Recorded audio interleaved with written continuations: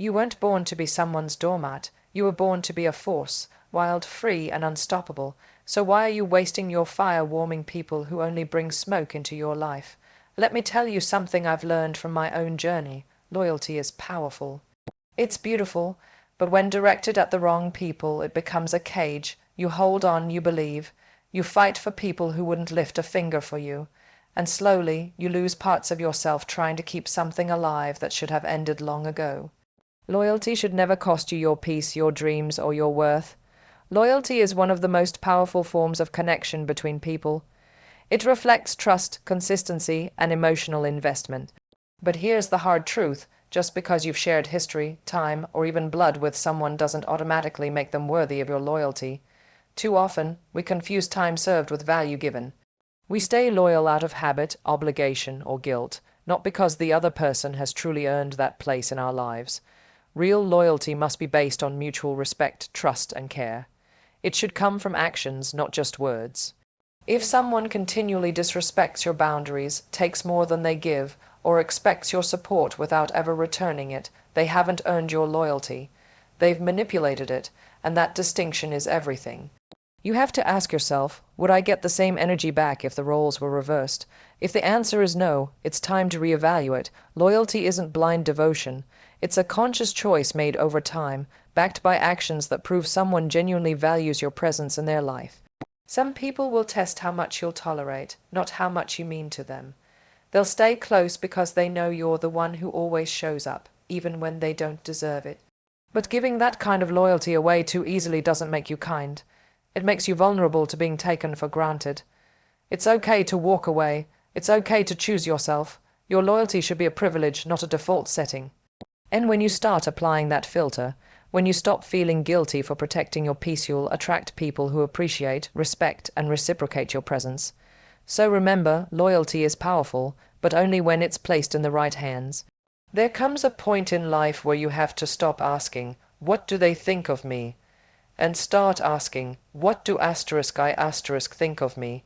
That's where self-worth begins. It's the quiet but powerful realization that your value isn't determined by how others treat you, how much they need you, or how often they choose you. It's defined by how you see yourself, how you speak to yourself, and how much you respect your own heart, time, and energy. When you put your self-worth first, you stop settling. You stop chasing people who only show up when it's convenient for them. You stop over-explaining, over-apologizing, and overcompensating just to be accepted. You begin to understand that being loved, valued, and respected isn't something you should earn from someone. It's something you should expect in any healthy relationship. People who recognize their worth don't stay in places where they're tolerated. They walk away from disrespect, even if it's dressed up as loyalty or love. They understand that compromising who they are just to keep someone in their life is too high a price to pay. The truth is, when you neglect your self-worth, you give others the permission to do the same. You teach them how to treat you. If you don't set the standard for your value, the world will set it for you. And it will always be less than what you deserve. Prioritizing your self-worth isn't arrogance. It's survival. It's how you protect your peace, your growth, and your future. And when you operate from that space of confidence and clarity, you won't have to beg for love, respect, or attention. You'll naturally attract people who already see in you what you finally see in yourself. One of the most painful lessons in life is realizing that not everyone you're loyal to has good intentions. Some people don't see your loyalty as love. They see it as leverage. They recognize your willingness to stay, to forgive, to try again and again, and they use it. Not to grow closer, but to get away with more. Toxic people don't always look toxic at first. They can be charming, affectionate, and convincing. But slowly, you start to notice the patterns. They disappear when you need them, but expect you to be available at all times. They apologize without change, demand your understanding without offering any, and use your compassion as a cover for their inconsistency. They create cycles. Ones where you're constantly proving your loyalty while they prove nothing at all. The more you give, the more they take.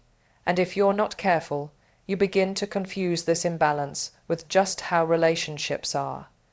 You start believing that love means sacrifice, that loyalty means silence, and that enduring emotional exhaustion is a sign of strength. But it's not. This kind of manipulation is subtle but dangerous. It drains your self-esteem, clouds your judgment, and makes you question your own reality.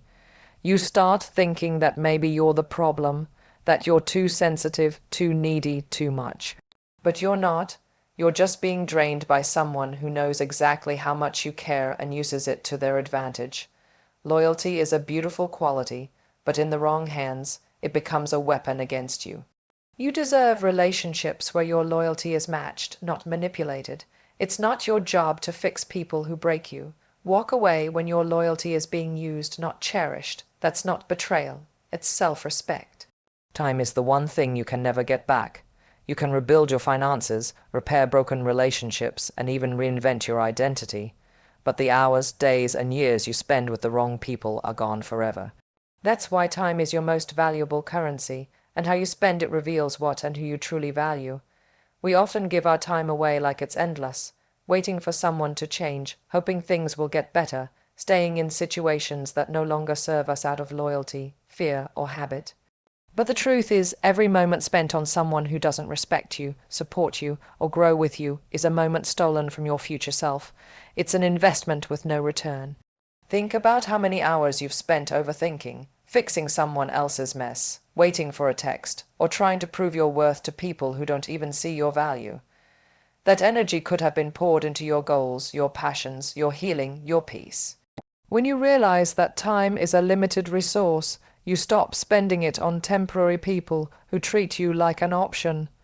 You become more intentional. You start aligning with people and situations that match your vision, not drain your spirit. The people who deserve your time will never make you question your importance. They won't take advantage of your presence, and they certainly won't waste your emotional energy with inconsistency and excuses. They'll value your time because they value you. Every minute matters, so start asking, is this worth my time? Is this helping me grow? Is this relationship feeding my purpose, or just draining my patience? The answer to those questions will tell you everything you need to know about who deserves a place in your life. Holding on can feel like straying, especially when you've invested time, love, and loyalty into someone. You tell yourself that letting go means failure, that maybe if you try harder, things will get better. But here's the truth. Growth doesn't happen in places where you're constantly shrinking to fit. Sometimes letting go is the most powerful and necessary thing you can do for yourself. You can't grow when you're carrying dead weight, whether it's a toxic relationship, a one-sided friendship, or a space where you're undervalued. Staying in that environment only delays your progress. It keeps you stuck in cycles of self-doubt and emotional fatigue. You become so focused on fixing what's broken that you forget you're breaking too. Letting go isn't about giving up, it's about choosing you. It's about realizing that your peace, your purpose, and your potential matter more than keeping people around who don't recognize your value. It's about closing the door on what's holding you back so you can walk through the ones that are meant for you. It's scary to release what's familiar, even if it's painful, because it gives the illusion of comfort, but real comfort comes from clarity, and clarity comes when you stop clinging to what no longer aligns with who you are becoming. You don't grow by staying loyal to your past. You grow by honoring your future. That means releasing people, mindsets, and habits that don't elevate you, not out of bitterness, but out of love for yourself. You owe it to your dreams, your peace, and your evolution to let go of anything that makes you feel small. Growth requires space, and sometimes the only way to make room for what's meant for you is to let go of what isn't. There's a quiet kind of pain in constantly choosing people who never choose you back. You go the extra mile, show up without being asked, love them through their chaos, hoping they'll one day see your worth and meet you with the same energy. But relationships of any kind aren't meant to be one-sided marathons of effort. They're meant to be mutual, balanced, respectful, uplifting. The truth is, when you consistently give your energy to people who wouldn't do the same for you, you're not being loyal. You're being unavailable to the people who would show up for you. Every time you settle for less than you deserve, you send a message to yourself and to the world that you're okay with being an afterthought. But you're not. You never were. The people who truly value you won't make you guess, chase, or prove anything.